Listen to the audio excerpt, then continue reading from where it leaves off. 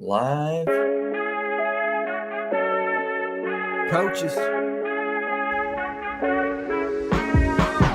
Blow the whistle, ay. Blow the whistle, ay. Blow the whistle, they can't hold a flame against you, ay. Blow the whistle, blow the whistle, ay. Blow the whistle, got the game, it ain't no issue, yeah. Blowing the whistle, I had enough with you, the championship, it is gone. Ain't listen to you, I can't give it to you, cause you don't know what I've been on. This is the Coaches Podcast.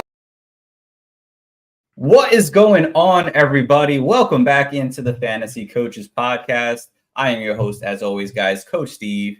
We are into the middle of August now. Preseason week 1 is over.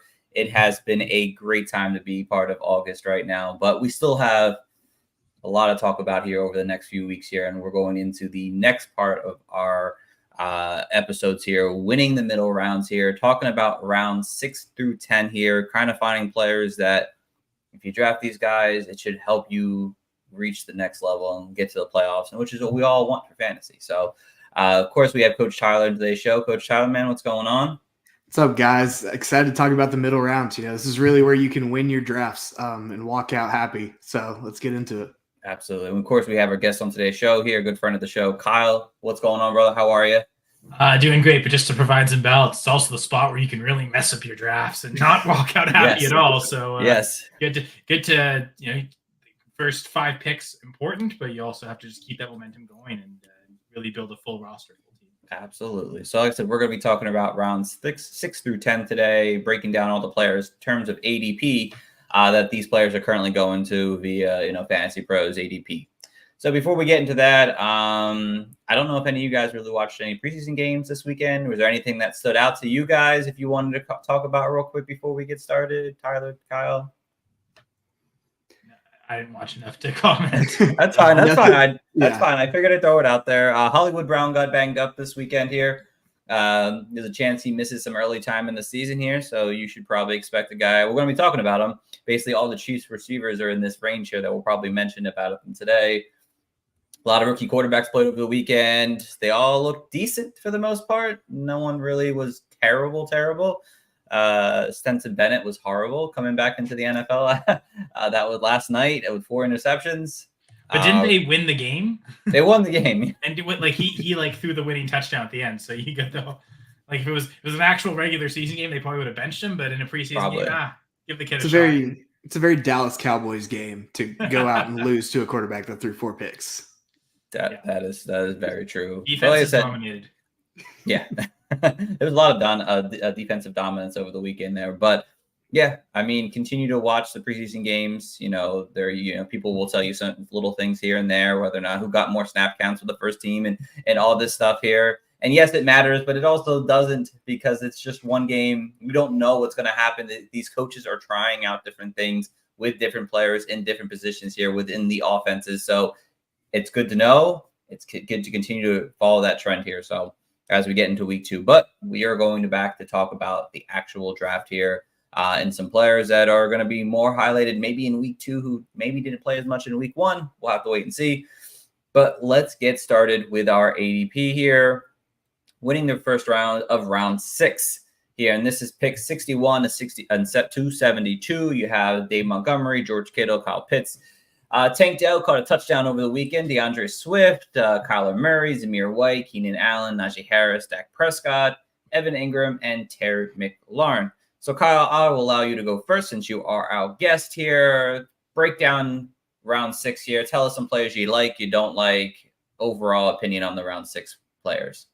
Well, I did watch last week's episode, and I think one thing that was mentioned was, man, the wide receivers are good in this round. I think it was you, Tyler, wasn't it? But it's true, and that's what we're seeing a lot of people in a lot of different drafts just go super wide receiver heavy to start. And so then when you get to this range, it makes you feel like you don't really need to go wide receiver. I think there's some good value at other positions other than wide receiver. Maybe not everyone on this list, but certainly, if you've waited this long for quarterback and you get either Dak Prescott or Kyler Murray, I think that's pretty solid. I've got both ranked inside my top 7 at the position. So if you can build a solid foundation through 5 rounds and then add either of those quarterbacks, that could be a really good, strong recipe to get an edge over the rest of the league. So those are the first 2 names that really stand out that if you have gone quarterback, you don't want to, but if you haven't up to this point, this is, I think, a good value to get in at guys that have top 5 potential. We just saw it with Dak last year. Yeah, it's been a couple of years since we've seen it with Murray, but I think we can expect both to finish as QB1s. Yeah, no, there's a lot of potential here in these rounds here. Coach Tyler, you want to go next? Yeah. So like Kyle said, last episode we did rounds 1 through 5 of ADP, and rounds 1 through 5, I just love the receiver value that you have there. And so our show today, not to spoil too much of it, but it's going to be a lot heavier on the running back value, right? There's a lot of guys that we don't absolutely love paying for outside of the first round. And we see 4 running backs here that I really like going into the season. David Montgomery, I don't think anything is going to change in his role. The Lions are going to be one of the more high-powered offenses in football again. Jahmyr Gibbs obviously could begin to take more snaps inside the red zone away from Montgomery. But we sort of know what his role is, and his role is a great RB2 in fantasy. And at this point in your draft, hopefully you've taken a running back. If you haven't, I'd really love to see how your team shapes out. But getting David Montgomery, the 1A or 1B, depending on how you view him, and one of the best offenses in the league makes me excited. DeAndre Swift, when he's healthy, he's fantastic. Quietly put up 1,000 yards last year behind the Eagles' offensive line. The Bears' offensive line isn't as good as the Eagles, but everyone's prepared for Caleb Williams to go out slinging with all of his receiving weapons, and that's going to open up the field a little bit more for Swift to both get some play out of the backfield, but also to have some lighter boxes running into. Zamir White, the Raiders, we really don't know what they're going to be. I think Aiden O'Connell is supposedly the guy as of right now, but they're going to need to lean on Zamir White, especially with the absence and the loss of Josh Jacobs now out in Green Bay. But Zamir White, you're getting a running back 1 for a team here in the 6th round, so you're at least getting that bell cow volume. Hopefully he turns it into something. We saw some flashes last year. And then Najee Harris, slimming down. We saw him sort of get a little bit bigger, a little bit slower last season. But in one of the better moves for a backfield, Arthur Smith came over to the Steelers after thankfully losing his job in Atlanta and comes over as the new offensive coordinator. And we know how much he loves to run the ball. And he's been a very successful offensive coordinator when he doesn't have to worry about the rest of the team. And Najee Harris, I am a big Jaylen Warren guy, but Najee Harris is the number 1 in that offense. He's going to get the bulk of the touches. And so I think that having him with that offensive coordinator switch coming over is going to be super beneficial. So love all of the running backs in this round. Yeah, no, Tyler, you make a great point there. I keep on telling people there are some solid running back options in these rounds we're going to be talking about today, and it does start here. Like Dave Montgomery has RB1 upside to some extent there. If something happens to Gibbs, or if he just continues to get the touchdowns that he saw this past season, that's going to get him in that borderline RB1. DeAndre Swift, we really don't know how that backfield is going to go, but he caught a 45-yard catch over the weekend here. If he continues to do things like that and see some groundwork, the offense has some potential. There's Zamir White, similar things, has the workload to himself. Najee Harris could be really good in an Arthur Smith offense here. We just don't know it yet, and the touchdowns could be ramped up for him this season. Like a lot of these guys have double-digit touchdown potential, and you're getting them in that round 6 range. So like we mentioned last week, all the wide receivers you could take early is a great time to start grabbing some, I think, solid floor play, at least at running back that has upside in their finishes. The tight ends, I think in round 6 are this is the cutoff for when it comes to considering an elite tight end. This is it right here. So if you don't want to take those tight ends early, like we mentioned last week, George Kittle has always been a really solid tight end, a little inconsistent at times, but if Brandon Ayuk is gone, that might be able to help out Kittle become a little bit more consistent. Kyle Pitts is that upside breakout guy that we're expecting to happen with Kirk Cousins this year. And Evan Ingram was coming off 115, 120 catch season last year. And he's still going to be involved in this offense here with a lot of new faces in town. So this round 6 range is really solid for tight end. Running back is really good. Well, the great point with the tight ends, because I do have a cutoff after tight end 8. I think that really is a teardrop. And based on the ADP we've seen, this would be tight end 6, 7, and 8 here, Kittle, Pitts, and Ingram. And it's funny because Kittle and Ingram feel like they're the exact opposite end of the spectrum of what you're looking for in elite tight ends. Right. Either they're safe and they get tons of targets, or there's so much yardage and touchdown upside that they can help you win weeks. That's certainly Kittle. Might still have the most upside of any tight end on a weekly basis, but probably doesn't have as safe a floor of any of the other top 8. So he falls to a value which, if you want to take a shot, you feel like you've got a safe floor through 5 rounds. Kittle might be the perfect tight end to add there. If you've already got a quarterback, especially, or if you don't, like this is a big round to take those onesie positions, tight end or quarterback. Like if you've waited, you get good range here, and if you wait beyond round 6, then it's back to maybe running back, wide receiver alternating, because that's where the value lies, and then you're waiting even further at these positions. No, that's definitely fair. Unfortunately for the quarterbacks, I'm not thrilled to want to take either Murray or Prescott in round 6. It's a personal opinion. Like Murray has upside, absolutely, but the injury history with him, it concerns me to take a guy like that high that has been consistently been injured. And with Dak, like, is CeeDee Lamb going to be there week 1? Like it's like if CeeDee Lamb gets traded to, and I heard this wild theory about him going to the Chiefs and Rishi Rice and company coming over, like, is Dak Prescott going to be an elite tight end? I thought you were going to say you're going to wrap him into this Brandon Ayuk trade suddenly. No, definitely not. Jerry's not going to pay anyone in Dallas there. But if something happens where CeeDee Lamb isn't playing half the season, does that hurt Dak Prescott? Can he rely on Jalen Tolbert and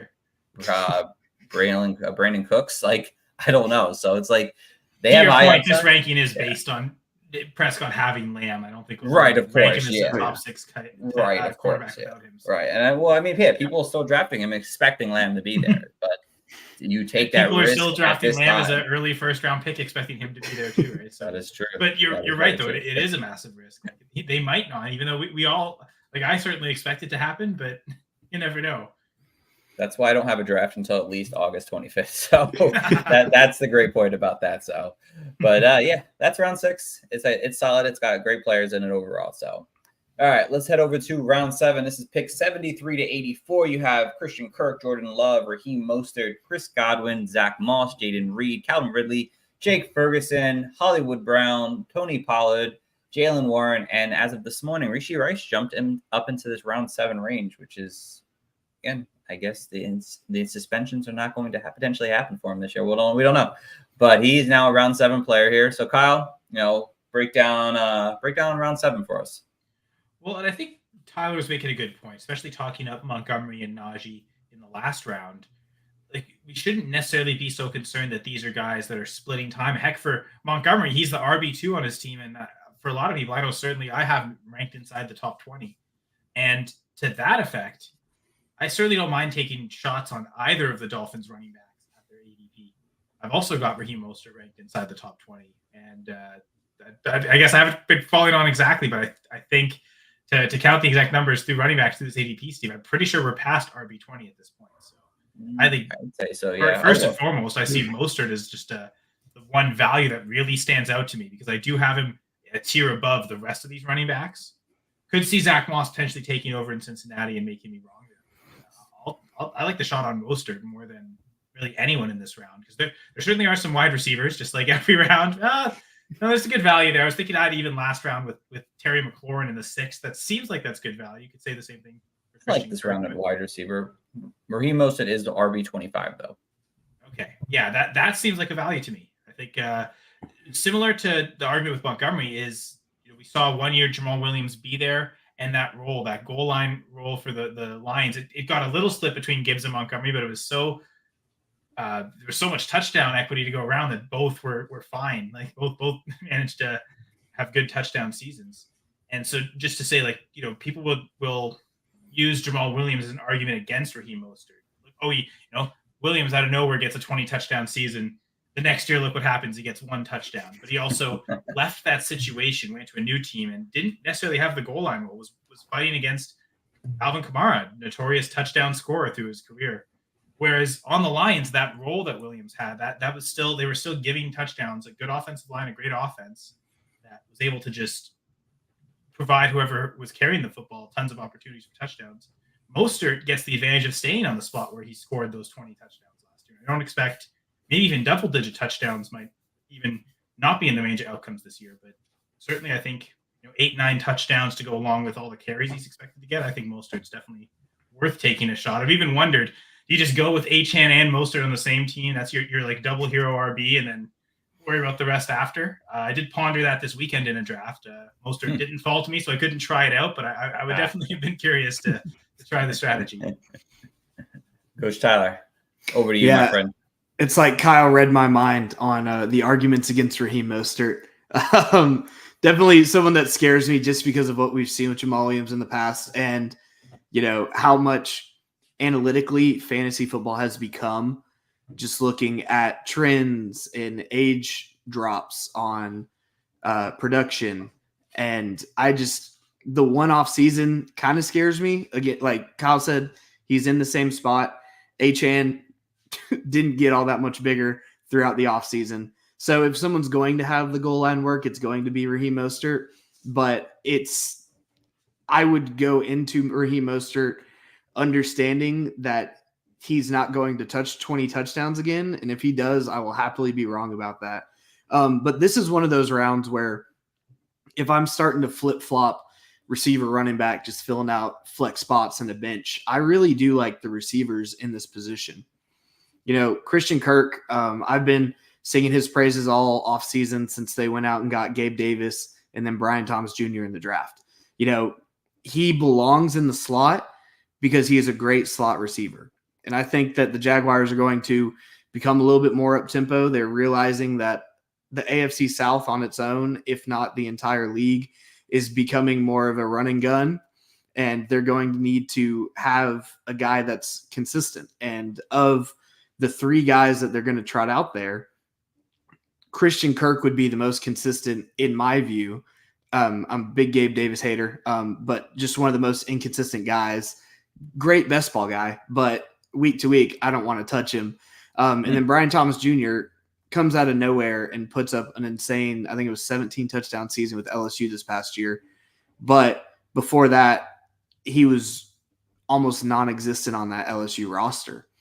And so if I'm looking for a consistency play in an offense that is projected to be good, if you're still on the Trevor Lawrence hype train, if you still believe that he's going to be all that he was supposed to be, Christian Kirk is going to be a benefactor of that. Chris Godwin, we've talked about in past shows, wide receiver primers, just the fact that the Bucs offense looks the same as it did last year. And Chris Godwin's going to go out and be the same 2 to Mike Evans 1 that he's been. But Baker Mayfield knows that offense. He's grown in it. There's not a ton of changes, so I know what I'm getting when I get a Chris Godwin. And then we've got new faces and guys that you can take shots on. Jaden Reed, is Christian Watson going to come back healthy for an entire season and be the one? Maybe. If not, Jaden Reed was fantastic last year in his rookie season, and I think that he only grows in that. Calvin Ridley, every Titans fan in the world is just drooling over Will Levis, and he's got to throw the ball to someone. That's going to be Calvin Ridley. Marquise Brown, we did see the shoulder dislocation this past week. We saw him rush to the hospital with that. From what I have read up on it, it's about a 4-week injury, come back, no real production loss, but there's a chance of him just missing week 1 if it's a cut and dry injury like we've seen. And then Rashee Rice, if he's not getting suspended this year, and the closer we get to the season, the less likely that becomes, it's very random for them to do it in season. It's usually doled out before, and then they start, the first 2, 3, 4 games on suspension. But we're 3 or 4 Sundays from week 1 right now, and there has been no talks, no rumors of anything happening with the suspension this year. And he was the number 1 target for Patrick Mahomes last year, the best returning receiver number 1 target at the receiver position, obviously not Travis Kelce. But he's the top returner in that offense. And you've got Xavier Worthy, who, as I've seen in practice, is getting pushed around the field. I think he's going to be more of a like quick shot guy. But they're going to need guys underneath and to go across that intermediate to get the ball. And if Rashee Rice is playing, he's paired with the best quarterback in football, in arguably the best offense in football. So I'm getting the number one wide receiver for that offense in round 7. Sign me up for that. So if you're at this point and you're flip-flopping, this is a real big receiver round that I'm going to try and target.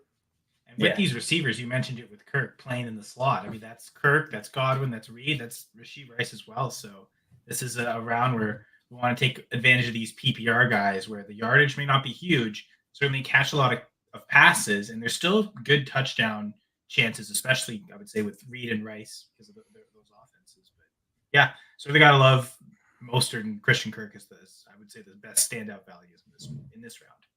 No, absolutely. And I think Rice is going to be a player we see over the next 2 weeks or so, like really just jump up into that. And I think he could get as high as round 5 at some point here. I mean, with Rice, you saw last year, he was fantastic, and playing in the slot, being a guy who can produce after the catch was major for him last year. And I think that's what this offense needs, players who can do something once they get the ball in their hands, something a lot of these other guys that were been on the team the last few years trying to replace Tyreek Hill just really hasn't been able to do. And Rice showed that last season there. So like he's this wide receiver range here in this round 7 range, fantastic value to grab any of these guys as a flex option. Like I'd be thrilled any one of these guys is my flex this coming season here because they're pretty solid. Marquise Brown, I'm not high on him. I expect him to probably fall a little bit here. Never been a big fan of Marquise Brown because I don't think he can handle minimal touches and be very efficient and on the field, unfortunately, for fantasy. The running back. That's true, because we've never seen him not earn a bunch of targets. And that's right. I think that's the appeal of why people have been drafting him high, but you're right. Right. Never had Travis Kelce to deal with. Right. But every time we've hyped up Hollywood Brown is that, oh man, DeAndre Hopkins missed the first 4 games of the season and Hollywood Brown went nuts. Well, that's because he got all the targets the first 4 weeks of the season. Then you saw when, DeAndre Hopkins came back or when Mark Andrews came back, whenever he was with the Ravens, that he kind of just lost that production there and wasn't as efficient with the ball in his hands. So the receivers are great here. Quarterback and tight end, we didn't really mention those too much, but I'm honestly wouldn't be mad if I fell at around 7 and many people already have their quarterback and Jordan Love sitting there. The upside that Jordan Love offers with the wide receiver core that's growing, I'd rather take Jordan Love in round 7 than go for Murray or Dak Prescott in round 6. That's how I feel about it. That's fair. Jake, you could even push that value further, though. I think even a round further. But I mean, there's a couple quarterback rounds coming up. There's a couple good ones coming up that I think waiting on quarterback isn't always a bad option. So especially this year. Jake Ferguson. I know I mentioned that like last round was kind of the tight end cutoff, but I kind of want to throw Jake Ferguson in there too, especially if something happens to CeeDee Lamb where he's not playing early on in the season.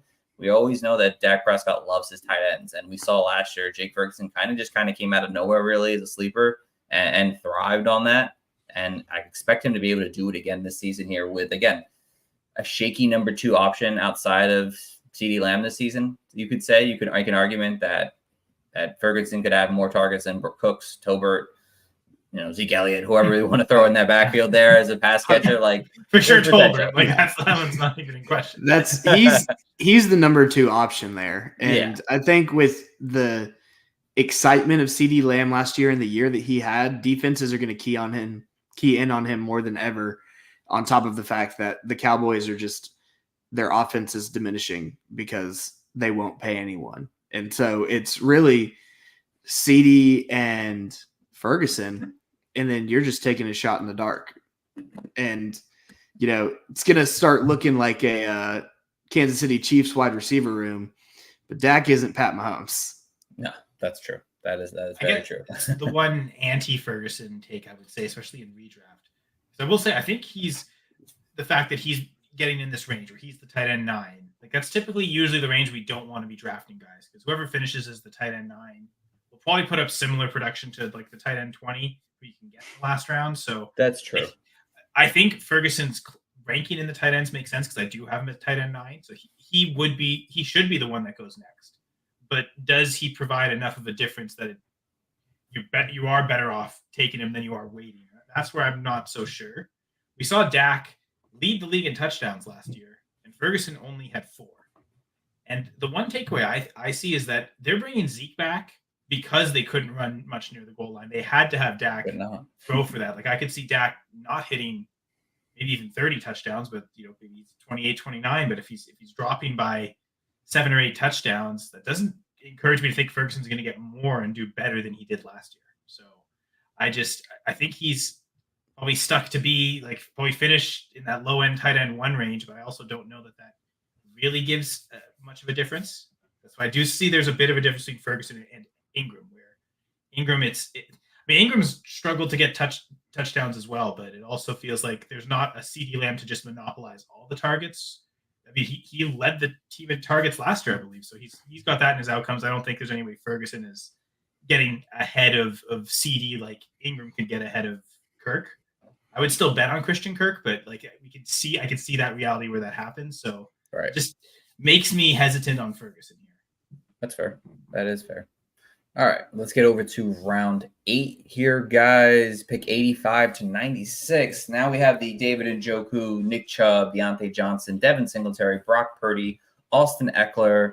Then we have Jonathan Brooks, Javonte Williams, Brian Robinson Jr., Xavier Worthy, DeAndre Hopkins, and Jordan Addison here. So, Tyler, I'm going to let you go first this time here and kind of break down round 8 here, players you like, players you don't like, and overall opinion on it. Yeah, this is just a round I don't really like at all. It's just one of those, you're going to have 1 or 2 of them in every draft, and this is just one of them for me. I could go down and give you a hit point on every single one of them.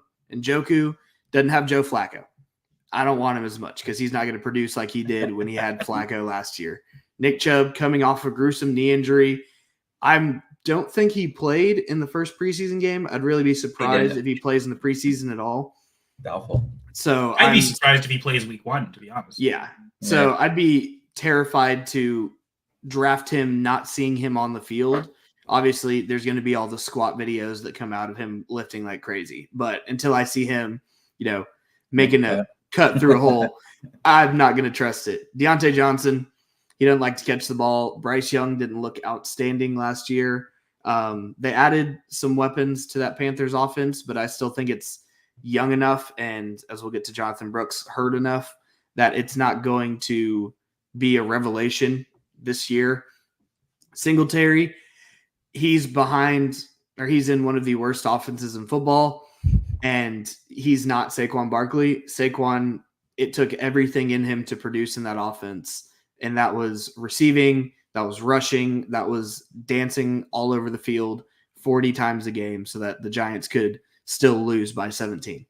And Devin Singletary's not the athlete that Saquon Barkley is. Brock Purdy, I actually do like Brock Purdy. He's probably the one guy that I would really be attracted to in this round, especially if I hadn't taken a quarterback yet. He was, I want to say, quarterback 6 last year, if I'm remembering right, 4-point scoring. 5 or 6. Yeah, 4-point touchdown or 4 points per passing touchdown. Scoring, as of right now, they have Brandon Ayuk. Even if they don't have Brandon Ayuk, they still have Deebo Samuel, still have Christian McCaffrey, they still have George Kittle, they still have Slicky Ricky, and they have one of the best coaches and offensive minds in football. So he's going to find a way to produce. He's not going to run. He's not going to be in the quarterback 1 overall conversation, but he's going to be a steady quarterback that I know is going to be able to go out, put up, 20, 22 points a week. I'm going to be happy with his performance, and I think the 49ers are going to dominate as they have been. And so why not have the guy that's facilitating all that? I don't know. I feel like Purdy is tied to his offense, and I feel like you could make a case that by week 8, half his team isn't there, and I feel like Brock Purdy will get exposed. Like, what if Christian McCaffrey gets hurt with all the statistics saying that like he's gonna have a down year? Deebo Samuel has a history. George Kittle has a history. Brandon Ayuk's in Pittsburgh. You can make that same argument if Jamar Chase gets hurt. Yeah, that's true. He's T. Higgins at least, who doesn't play either. Yeah, but if he gets hurt too, like he actually is more likely to get hurt than Chase. So, sure. But we get to Eckler. The wheels were falling off last year, and now he goes to Washington, where not a great offensive line, not an outstanding offense, and a rookie rushing quarterback. who's probably not going to check it down as much as a guy like Justin Herbert would.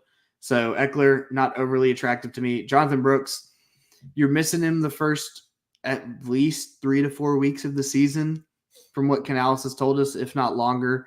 And even if he comes back, I don't think he's going to be 100% that early. So you're really betting on yourself making the playoffs and having him for that at the end of the season if he comes back to 100%. Javonte Williams, he's been on the roster bubble from what I've been seeing. I don't think he's going to get cut, but that backfield is going to be just a mess, and I don't want to touch him. Brian Robinson, I know a guy that Coach Steve has been very big on. But again, he's probably going to be the leading rusher in terms of touches out of the backfield. But again, rookie rushing quarterback, not an outstanding offense or offensive line.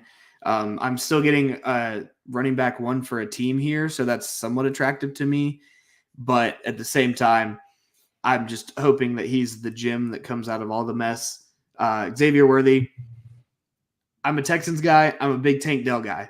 But I'm still going to play sizist here, and he's, 160 pounds. He's like 5'10". I don't care if he ran a 3.8 in the 40, right? We've seen clips of him in camp getting thrown around in press coverage, and I think that any smart defensive coordinator is going to run press against him the entire game because he might get blown by, but at the same time, he might end up on his butt on 50% of the routes that he's running. DeAndre Hopkins, older age, just starting to see it kind of trickle off. And then Jordan Addison, J.J. McCarthy didn't look awful in the first preseason game, but at the same time, just as much as they're going to have to throw the ball, I don't think that McCarthy is going to be able to maintain multiple, overly fantasy viable starters, especially with the volume that Justin Jefferson's going to get. So I think Addison's value, especially from last year, takes a hit. And he's still going to be the second target getter on that offense for a good amount of the season. We'll see what happens when TJ Hawkinson comes back and when that is. But he's not a guy that's overly attractive to me just because they're going to be forcing a lot of throws. And if I'm forcing a pass, I'm going to force it to Justin Jefferson and trust him to go make a play over a Jordan Addison. Right. Kyle, how do you feel overall about this round here? Well, Tyler's first instinct bad, man, this round is bad. It's ugly. I want to puke looking at it. Honestly, I don't think it's that bad of a take because, I was looking at it, ouch. But that also meant that the two names that I really thought were good values really stand out. To be honest, the first thing Tyler said was positive was towards Brock Purdy. And I think to your argument earlier, Steve, why you'd still even fade Dak and Murray if you faded the top three quarterbacks and Stroud and Richardson and Lamar and Burrow. You've gone through all of them, even past Love. If you could guarantee you're getting Purdy in the 8th, I think you might earmark that to happen. I'll take 7 rounds of guys. I'll even find opportunities to stack with Purdy, whether it's Debo or Ayuk or Kittle. Heck, if you go McCaffrey 101, that's not awful to just take his quarterback too. So yeah, Purdy does really stand out because of his position here, but also just the value. And Tyler said last year, same thing with Jordan Love. He and Purdy were both top 6 quarterbacks.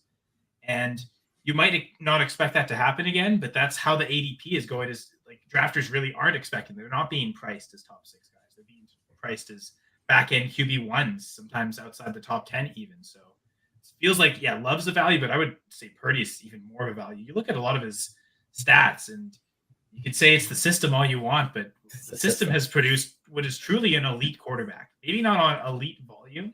We still don't necessarily expect him to throw more than 500 times a year. But the efficiency he gets, the touchdowns, the yards per attempt is ridiculous. That is the one thing.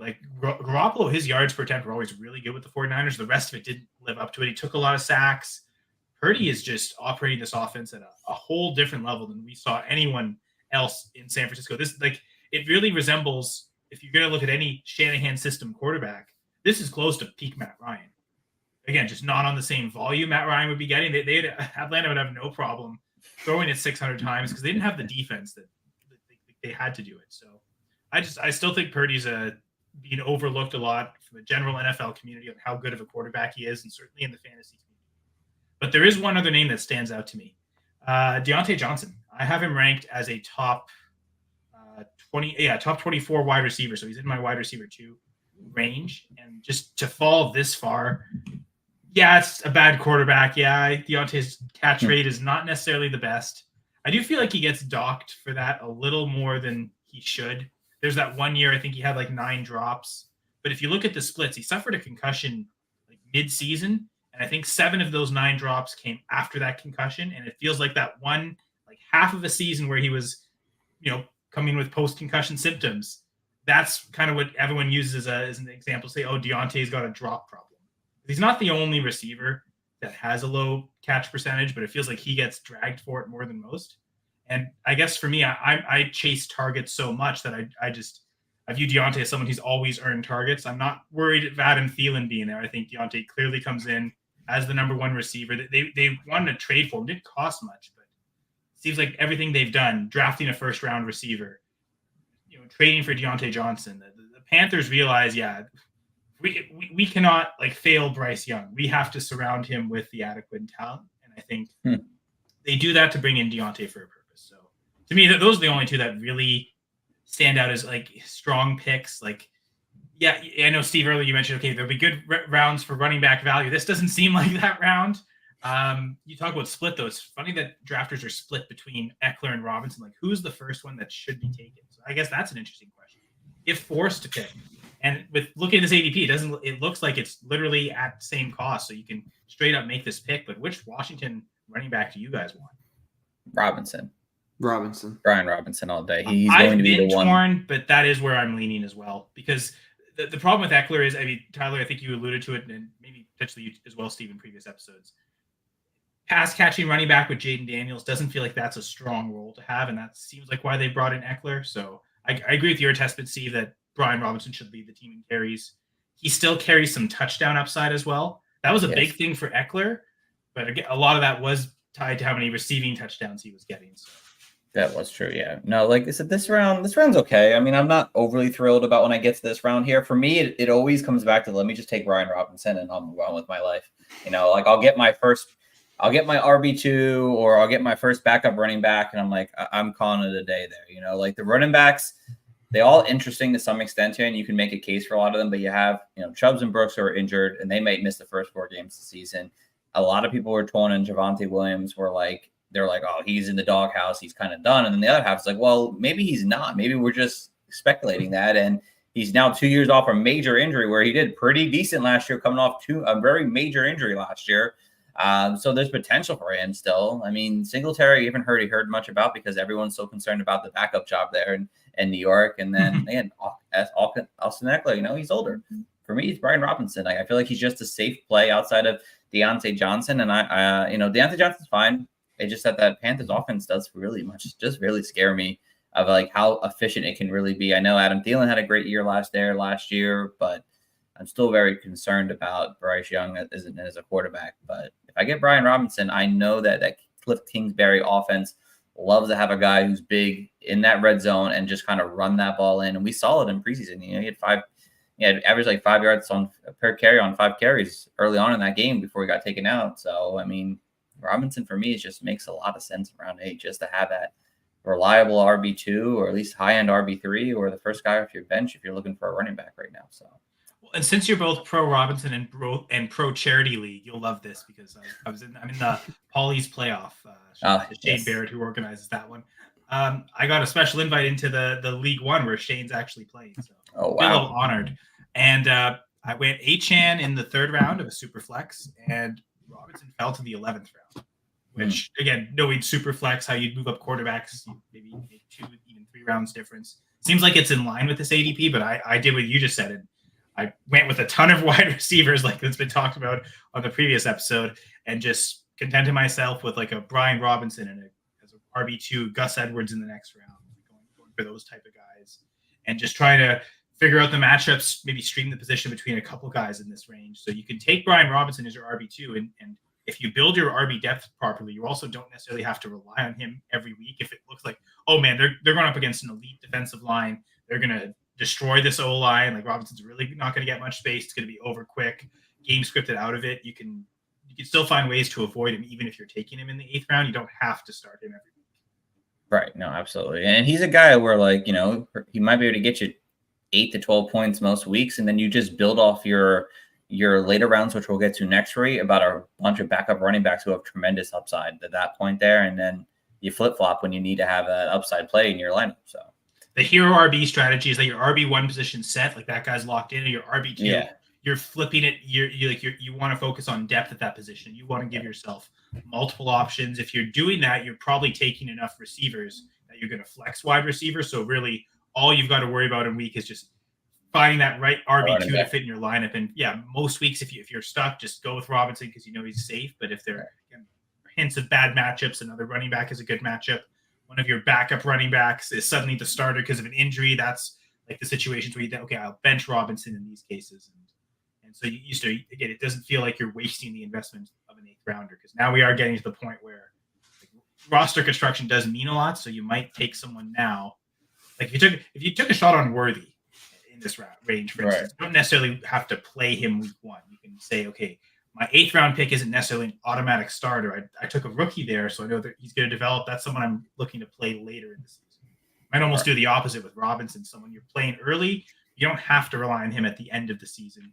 If Washington does what they did last year, and they started okay, and then as the season quickly turned to like, okay, this is a rebuild, they're selling away players, things took a turn for the worse for that team, and you can kind of avoid that and not have to start Robinson. Exactly. I like it. All right, over to round 9, guys. We got a lot of quarterbacks in round 9 here. It's round pick 97 to 108. You have Rome Odunze, Tua, Christian Watson, Brock Bowers, Ladd McConkey, Tajay Spears, Jared Goff, Aiden Daniels, Trey Benson, Caleb Williams, Zeke Elliott, and Dallas Goedert here. So, Coach Tyler, again, you're getting another chance here to go first. How do you feel about round 9? Round 9, like you said, big quarterback round, and I love that it's a big quarterback round because there's a lot of good quarterbacks, a lot of good value here that I'm looking at. If I've loaded up everywhere else in my roster but quarterback, I'm very happy walking into round 9, right? We've got Tua, who was able to stay healthy last year, and he's got 2 of the best receivers in the league, in Tyreek Hill and Jalen Waddle. Yes. And then we've got Jared Goff, who plays outstanding in a dome, like we've talked about with Detroit, one of the most high-powered offenses in football. And Jared Goff, one of those Kirk Cousins can't play in prime time. Jared Goff can only play good in a dome. Jared Goff plays, I think, 13 or 14 games, if I remember the stat right, in a dome this season. Yes. So I know I'm getting 13 to 14 good weeks out of Jared Goff, right? Jaden Daniels, I was big on the Anthony Richardson rookie hype last year, rushing quarterback, rushing upside. Jaden Daniels, same thing. He's got viable receivers there. He's got Ben Sinnott, who I talked about a lot during draft season, who I loved at tight end. He's got a decent backfield with Brian Robinson and Eckler. He's got people around him that he can go make plays, but also he's quick and elusive enough to roll out and then just take it up the field for 25 yards any given play. And so love the rushing upside. And Caleb Williams, he looked pretty good in his rookie debut. He held the ball really long, but he's got wonder where we've heard that before from a Chicago Bears quarterback. This one's didn't you say he got DeAndre Swift to run a 45-yard reception? It's funny how last preseason DJ Moore catches a screen pass and it was just a screen pass. It's not a big deal. Caleb Williams does it. Everyone is just jumping for joy. Maybe I'll be a Caleb Williams hater because I was such a Justin Fields truther. But to be fair, I think this is the right range for it. I've got all 4 of these quarterbacks in the same tier. They're all between QB 13 and 17. And really the one thing you could do, especially with Tua and Goff, if your first round pick was Tyreek Hill or Amon-Ra St. Brown, this is perfect range. Just wait for the stack. And if you had Tyreek, take Tua. If you have Amon-Ra, take Goff. If you have neither, then take Jaden Daniels for the rushing upside. If you're crazy enough to take DJ Moore at his ADP, then you may as well take Caleb Williams at his ADP because you're banking on huge production anyway. So you've already made that bet. Continue to make that same bet. Mm-hmm. Just take Williams. Yeah. Be the Packers fan who's a Bears hater. So. Absolutely. Kyle, anything you want to say about round 9 here? Damn, I almost became a coach. You almost did. Almost fooled him. But yeah, so the one guy that really stands out to me as a value is Ezekiel Elliott. I think he's going to get the majority of the carries. I think it'll be like it was 2 years ago, where it's very inefficient, but based on pure volume, he'll catch enough passes just because he's out there, which has always been Zeke's thing. Like, he's never been viewed as this like pure pass catching back the way McCaffrey or Kamara are viewed.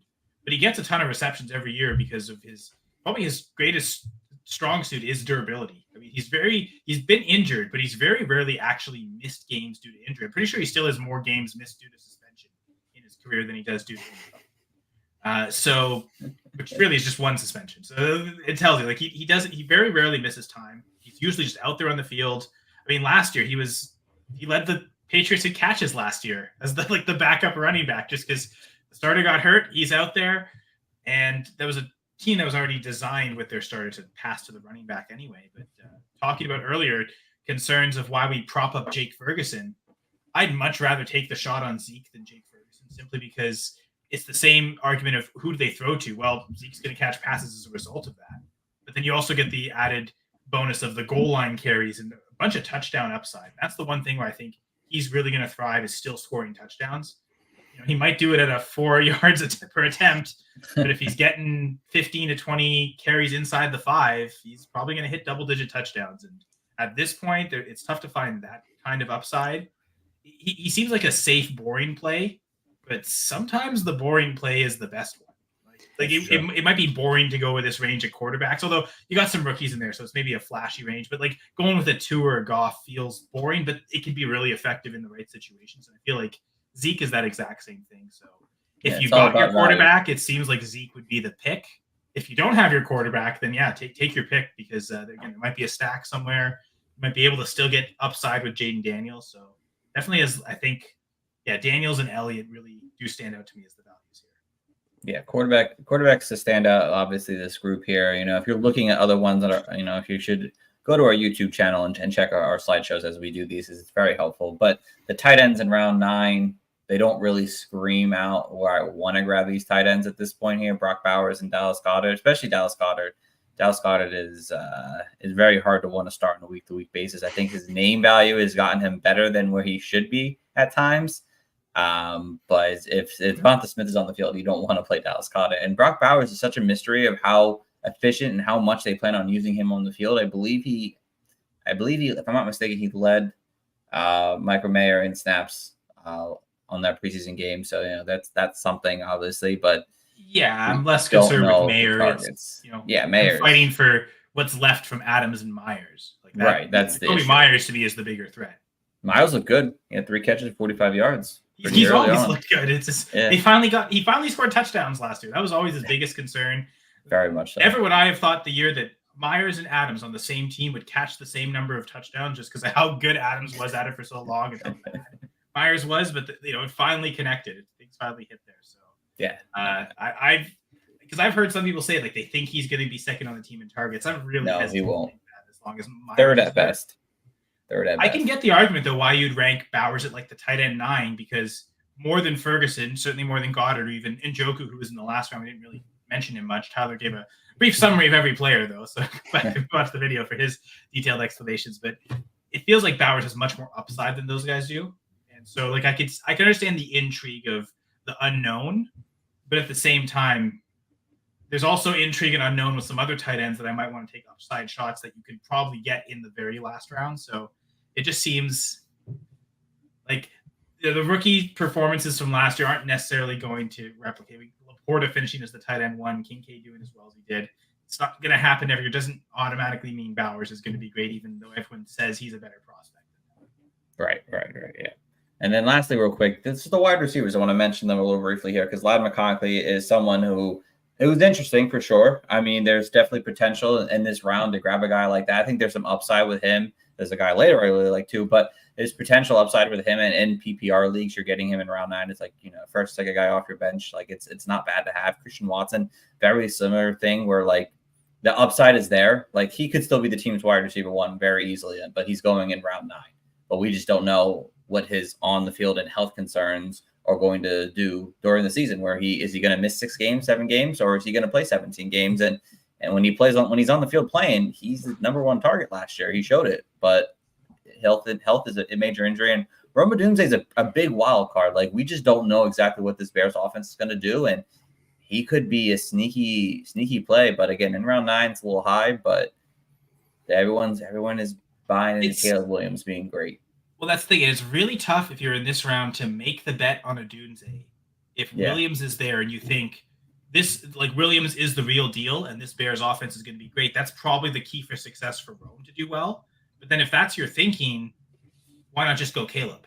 Again, especially if you don't have a quarterback, or you want to maybe you see someone in the league also doesn't have a quarterback, and I'm going to grab a high-end backup guy here just to maybe play some defense. Right. So I find it tough to envision taking either of the rookie wide receivers when I would just rather take the rookie quarterbacks. I think there's more upside with Daniels and Williams. I love Christian Watson. That's no Packers bias there. You said it, Steve. Like, I would still bet on Jaden Reed being the wide receiver 1. The part of, again, it's that argument, Tyler. The slot receivers, right? Like, he is the slot receiver for the Packers. It seems like primarily that was the role. Apparently it's Romeo Doubs now, man. Kyle, it's Romeo Doubs. I still think they like Doubs as an outside route runner. Like, every one of those wide receivers could be a wide receiver 1. It's frustrating. That's true, and that is true. But the one thing we've seen with the Matt LaFleur offense is the reason, there was something people love to talk the drama between Rodgers and Matt LaFleur. One thing they agreed on was put Dave Adams in the slot and target him a ton. And so Matt LaFleur designed a lot of his routes for the slot receiver to be the first read. And so for Rodgers, he just wants to hyper target his best receiver. So guess what? It was the perfect thing. Yeah. No Adams, but that idea of the slot receiver being the first read, it still seems like that's a Matt LaFleur design. So that's not even quarterback dependent. Now what they've done is they went and drafted Reed, who would fit that perfectly. So I still feel like he's the guy they designed the most for. We saw a lot of touchdown upside with Reed. I think that exists with Watson. And so I still think like those are the top 2 receivers on the team. They have the most upside. I'll take shots on either. It feels like they're both going in the right ranges. Like, Reed ahead of Watson. If you truly believe Watson's better, then you must love getting him as the second receiver off the Packers in drafts. So, yeah, for the swing and balance of, there's some rounds where you don't really want to go receiver. They still at least one in every round, whether it's McLaurin, Deontay, Christian Watson here. We've seen the last few slides that still sticks out as they seem like a value relative to the other wide receivers in the same range. That's fair. All right, let's get over to round 10 now, the last round of the night, guys. Pick 109 to pick 128. You have Keon Coleman, JSN, Gus Edwards, Chase Brown, Cortland Sutton, Jerome Ford, Justin Herbert, Blake Corum, TJ Hawkinson, Dalton Schultz, Jamison Williams, and Trevor Lawrence here. So there's some interesting names. I think I might like this round in general over last round, kind of. But Kyle, I'll let you go first.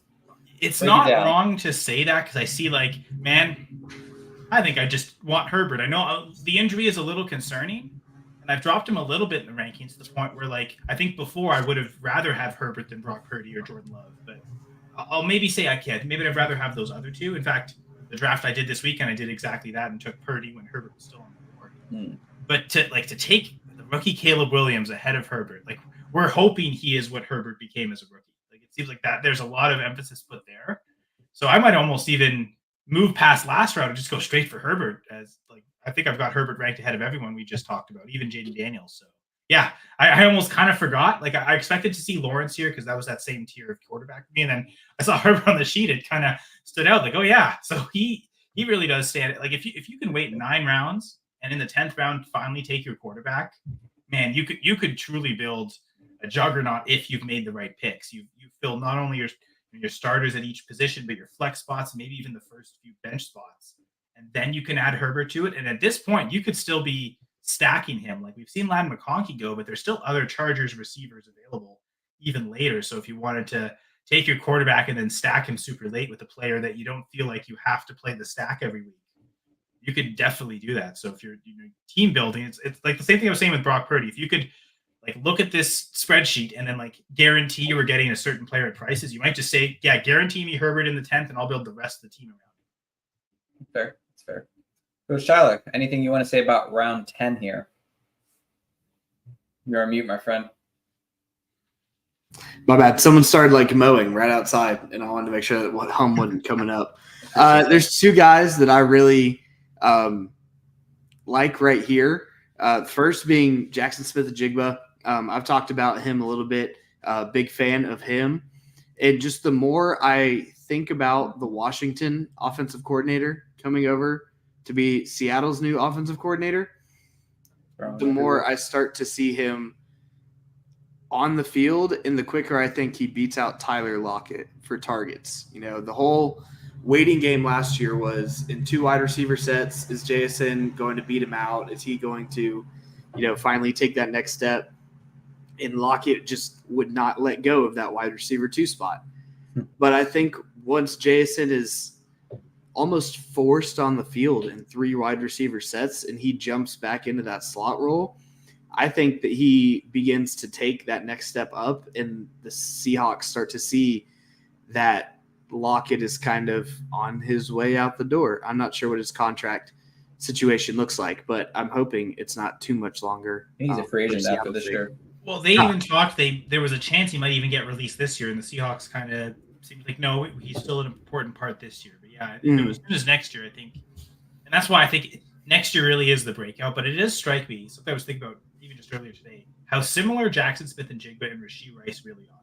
They're both slot receivers. Now, the positive of that we've talked about, like with Christian Kirk, is how many targets that they just draw. It's usually not a lot of teams, not a lot of slot corners are good in press coverage. So typically you're getting free releases, so it's easier receptions. But the negative side of it, and what JSN really showed last year, was the yards per reception is super low. And Rashee Rice has Patrick Mahomes, so the touchdowns will be up there. Relying on that from Geno and or Sam Howell, that's where it gets scary. So I think JSN going behind Rice even a couple rounds makes sense, but they're not that far off from being the same. Is to the whole point. I guess I still buy into Tyler Lockett being that wide receiver too. So I don't think JSN's a poorly placed. In fact, I think 3 of the 4 receivers here actually do see like good values. I love Cortland Sutton. You're talking about a wide receiver 1 on a team, and I think pretty easily the wide receiver 1, unless the rookie Troy Franklin is Puka Nacua and just emerges. No. I think we saw enough from Marvin Mims to think he's overtaking Cortland Sutton. So he's locked in for a 20% or more target share. He's, there might not be many touchdowns if it's Bo Nix or Jared Stidham or Zach Wilson. That's, not great quarterback room, but he's going to see targets. It's like, I guess, almost a cheaper version of what Deontay Johnson is with the Panthers. So, yeah, I think we wouldn't love to build a team around both of them, but if taking a shot on either of them makes sense at their current positions. JSN's fine. I like Keon Coleman. Chance with Buffalo. Man, though, the hype on James. Like, I've even recently raised him in my rankings, and it's still not that great. Like, I want to find him real quick just to show people, but he is wide receiver. I've got to go down. Yeah, wide receiver 80 in my half PPR rankings. 80. Oh my God. I think I have him much. He much does higher. not draw targets. He's got the same catching problem as Deontay, only he gets like a quarter of the targets Deontay gets. So at least Johnson will get catches. Like that's basically been Williams' biggest problem is he just doesn't catch passes. They've given him they'll purposely give him the ball on carries just to get the ball in his hands, but it feels like they're always he's like a really expensive gadget player to me. I feel like I have JSN and Jameson Williams in my top 50. I mean, I've got JSN, I think, is in my top 50. 53. So he's almost in the top 50. But yeah, I don't know. Williams, to me, that's fair. Are we sure Donovan Peoples-Jones isn't the wide receiver too? He could be, but I don't think he is. I don't really think he gets there. I think that this team wants Jameson Williams to be so successful that they're going to give him every opportunity to do so, and they just. Or the Panthers wanted Bryce Young to be successful last year. They gave him every opportunity too. He's just bad for the position. He's just unfortunately too small to play in the NFL. But that's fair. I mean, Williams is a stud point is shown is he less fragile than some of the other guys we've been concerned with, like Marquise Brown, Xavier Worthy? Like, is he really less injury prone and less fragile than those guys? Because he really hasn't shown that too. Like, part of it has been he just isn't on the field. Like, he had 1 catch as a rookie. Like, it's almost mind boggling to think that he had 1 reception his rookie season. Well, he was coming off the ACL in January. I mean, Exactly, and I get that. know. But he also played 6 games. It wasn't like he just played 1 game, which means he had 5 games that he played without catching. And That's fair. like I think he had less than 5 games without catching the ball last year, but it's I don't know. I feel like the hype is just too much for me. Yeah. Laporte and Amon-Ra draw so many of the targets that I just don't think there's much. Well, he played under like 25% of the snaps though, so like you know, things just don't work out his way. Yeah, he wasn't playing full time. Yeah, the other guy that really intrigues me in this round is Chase Brown. You know, the battle all offseason was Zach Moss last year a fluke, you know, signing with the Bengals this year, the argument over who's going to take Joe Mixon's position and a good amount of the touches in that offense. And not to take too much away from week 1 of the preseason, but if I saw snap counts correct, Chase Brown took every snap for 2 drives with the ones. So every time the ones were out on the field at the beginning of the game, Chase Brown was out there, and Zach Moss was. I believe Zach Moss didn't play, to be fair. He didn't. He was sick, I'm pretty sure. Okay. But it shows if Moss is gone, they're going to trust Brown with everything. So yeah. They both have the upside of if one gets hurt, the other one gets all the work. Because Travion Williams, I think, is still the RB3 on that team. He's still ranking out an NFL job as a 7th rounder on that same team. The Bengals clearly like him. So shout out to Travion Williams, but they also don't really want to give him the ball very much. So yeah, it's those two will get like 90% of the running back touches, which makes both of them appealing. Yeah, but if I remember right, Zach Moss was around 8 ADP. I think he was in that bundle of. I think he was even 7, to be honest. He might have been 7. So we're looking at a guy that even if Moss wins the job, it's still probably a 50-50, 60-40 backfield. You're getting him 3-4 rounds later in the ADP that we have today. And, you know, he's a guy that the Bengals trust to go out there and play running back. He's a guy that they trust to go put him on the field next to Joe Burrow. He's going to go block for him. He's going to take those shotgun snaps. He's going to be able to catch the ball somewhat well out of the backfield. He's going to be a guy that the Bengals are able to lean on at least for half of their offensive snaps. And so if I'm able to look at the value there and say, I can take the risk on Zach Moss, who outside of his 4-game explosion last year with Jonathan Taylor out, hasn't been the most efficient or effective running back in the NFL. And I can go and I can get a second-year player who sat a lot behind Joe Mixon just because Joe Mixon was obviously the bell cow in that offense. But he's in his 2nd year in that offense. He's a guy that they know, that they trust. They didn't go out and sign a big-name running back like a Saquon or even like a Devin Singletary or DeAndre Swift. They went out and signed Zach Moss. I feel comfortable taking Chase Brown and saying, you know, even if he doesn't get the 1A job and he's playing 40% of the 60%, or he's playing 40% of the 100% and splitting that time with Zach Moss, I'm perfectly happy taking him here with the thought that at any point he could topple that and he could come over and take that 60, or he could take and push it up to 70, or we'll see what Zach Moss is, maybe even 80 plus. But to be fair, with the efficiency you talk about with Moss, maybe Brown could even equal or better Moss's production, even if the 60-40 split always favors Moss. Because that was the one thing with Brown was the explosiveness we saw in the few long touchdown plays he had or screen passes that he would take. It does feel like the way Samaje Perine would always take every 3rd down from Mixon. It feels like Brown is that, but he does have more upside to take early down stuff to maybe have some touchdown upside. That's true, yeah. So one thing, I'm glad you talked about running backs, Tyler, because to be fair, I think all 4 of these running backs in this range make sense. You know, the Rams didn't draft Blake Corum for nothing. The one thing the Rams have done with draft picks, people joke about like there was all that stretch of like a decade without a 1st-round pick. Right. In those years, they would also often acquire extra later round picks. And they were essentially like, because they were paying the top end guys so much, they were going with almost as much of a scrubs and duds strategy as NFL teams could do. But part of what made that work is most of their rookie draft picks were making the team and playing or contributing in some way.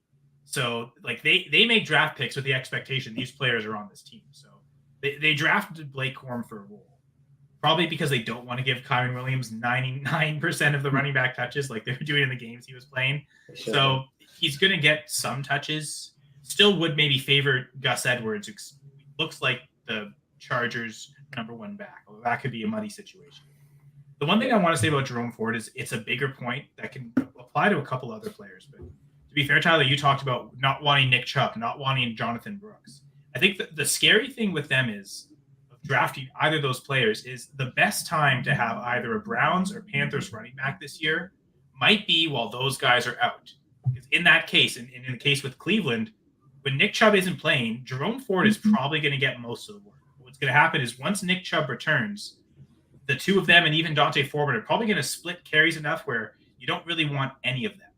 So the one time of year where you really might want one of these backs on Cleveland is early.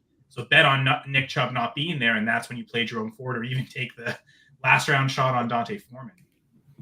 So I do like Ford here because I really don't like drafting Nick Chubb or Jonathan Brooks. And I guess Chuba Hubbard didn't match this version of the ADP, but I think the same thing, maybe even to a bigger extent, applies there, where in Carolina, the best time to play a running back might be Chuba Hubbard before Jonathan Brooks gets back. Because once Brooks gets in, they're going to want to at least ease him in with touches. Maybe it's a 50-50 split, but it also doesn't ever feel like Brooks is going to just take over this year and get the majority of the carries. Why would he unless they're winning? And based on the Bryce Young comments we've all made tonight, I don't think any of us expect them to win many games. So it could just be a mess late in the year, but what you really want a running back is actually Hubbard early.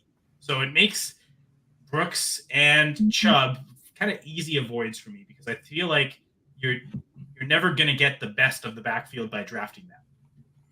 Right. No, that's great talk there. I like that. There, round 10, like I said, I like round 10 overall. I think you could get, I'll bring it back up here. I think you get some solid quarterback play. The tight ends, I think there are a lot of underrated there with Hockenson and Schultz. The wide receivers, I think there's some upside there that you can get in round 10 as a good bench option. And like you guys have been talking about the running backs, I mean, I think they all have sleeper potential. Like they all have a chance to perform, whether it's a certain portion of the season or the full season.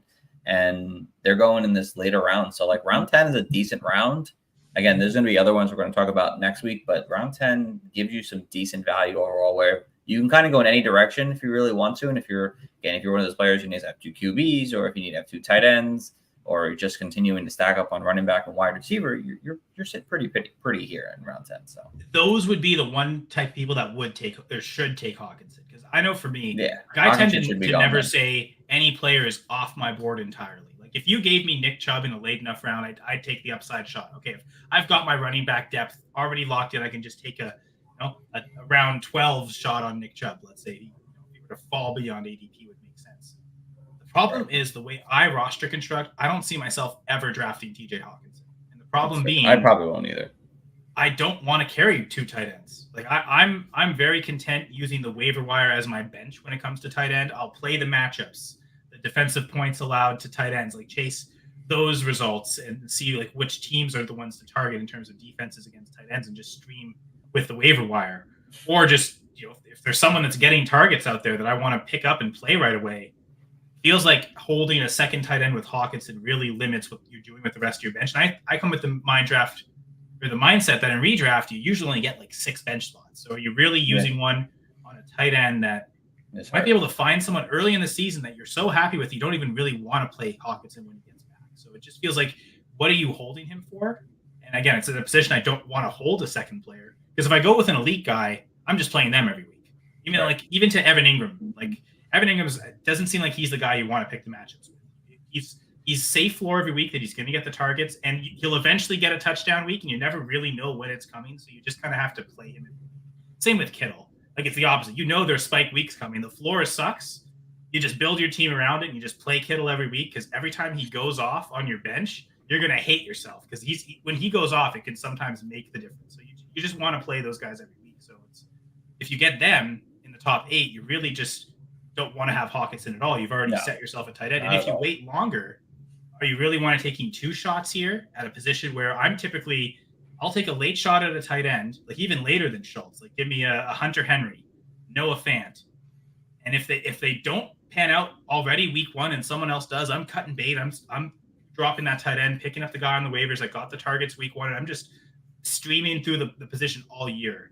And Hawkinson, either extreme doesn't fit with the strategy. So if there's any player I'm just flat out avoiding in fantasy drafts, it's TJ Hawkinson. Even though I love the upside, I think he's a great target in Dynasty, but in redraft, I want no part of him whatsoever.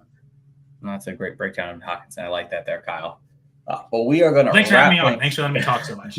That's good. It's good. But we appreciate you all for listening and tuning in tonight. Hopefully this kind of helped you guys out, get a better feel of the middle rounds of these drafts here, kind of helping you guys kind of pinpoint which direction kind of go and how to kind of come up with your own strategy at this point here. So Kyle, my friend, always great having you on. A lot of great insight there. Is there anything you want to say before we get going tonight? Yeah. So first off, repping the two brands I work with, Full Press Coverage, Going for Two, doing podcasts with Full Press Coverage, Fantasy Football Pod, Packers Pod as well. So those come out, especially now the Packers Pod will get to once a week and even twice a week during the season. We're kind of doing the twice a week right now in the Fantasy Pod just to get everything in for August and moving to once a week in season. I'm also on a few live shows with Going for Two. I know, previous years I've done the Monday pregame show. So usually pretty much when you guys get off, we get on the Going for Two live network. So if you love Monday nights for fantasy football content, watch the coaches in season on Mondays and then head over to Going for Two live and watch myself, Gladys, and Dan, the B League Says, doing the Monday pregame show. Might also add the Sunday morning pregame show to that. But I guess in terms of adding, I've also joined the FF League Winners as a writer for the Packers. Got a couple articles out already, working on the third. So awesome. Check out the FF League Winners for some great NFL content. They're getting a lot of writers from covering a lot of different teams. So I'm happy to provide some Green Bay Packers stuff. That's amazing. So yeah, definitely guys, go check that out. We'd appreciate it. And Coach Tyler, anything you want to say before we get going? Yeah, go check us out on Twitter. If you're just listening, you aren't watching us on YouTube. We've got all of our usernames up here, all of our tags on our screens. Go follow me on Twitter, on X, whatever you want to call it, at FF_TJ Hernandez. Go check out Dynasty Nerds. Coach Steve has been grinding out a ton of stuff for them, getting y'all ready for the season. A lot of team previews over there. Seeing his name pop up so much, it makes me feel kind of bad that I'm not working as much as he is. But go over there, use code COACH, get you into exclusive podcasts, get you into our Dynasty GM, which I'll tell you there's very few things that make me as happy as finishing up a draft and plugging it into the Dynasty GM and showing that I'm the number one ranked team going into this season. And you can do that by drafting with the advice from the show. Exactly. And so go check out Dynasty Nerds, use code COACH, and thank y'all for listening. Yeah, funny because you mentioned. Sorry, Steve. I want to shut you up because Tyler's mentioning the Dynasty GM, which is a great tool. But it's funny, the fantasy coaches. I've made this joke before, but Steve works so hard that he's the coach and the GM. So shout out to Steve. Thank you for inviting me on the show. Absolutely. I do way too much. I'm not sure why I have all this free time to do all this. And Kyle, you know a little bit more than Tyler does, but my a billion fantasy leagues that I run consistently, I don't know how I do that either. But and there's some complex stuff happening in some of those leagues, so it's not just the run of the mill stock. Yes, just 12 teams, start 10, just let it rip, and everyone knows what they're doing. There's a lot on the commissioner's plate in these leagues. A lot of commissioner. I got a host. Commish Steve, Coach Steve, GM Steve, League NFL owner Steve, whatever role you fit it all perfect. Yeah, it's a lot. It's a lot I do there. And then hosting the show. Obviously, during the season, guys, obviously I write a giant article for Dynasty Nerds. I'll be writing for also this season the QB list as well. So that's going to be a lot of fun to do more that I'm putting on my plate. But the important part is that you guys come here to the Fantasy Coaches and tune in to some great content every single week here. We're keeping it light. We're keeping it real with you guys, giving you guys the best content possible. Again, we only have 2 more shows for the offseason here, talking about the drafts and helping you guys out. Best draft your team. And then in season, guys, obviously we're going to be doing waivers on Mondays. Thursdays we'll be doing starts and sits, and it will be right here on our YouTube channel at the Fantasy Coaches. So continue to tune in. I highly recommend coming onto the show because there's a lot of good visualness. If you like to see that visual stuff there, a lot of great things. If not, right on our Spotify or Apple Podcasts, wherever you listen to podcasts, we'll be there for you every single week during the season, guys. So we thank you guys all for listening. Tune in until next time, everyone. Have a good Back to back is not far.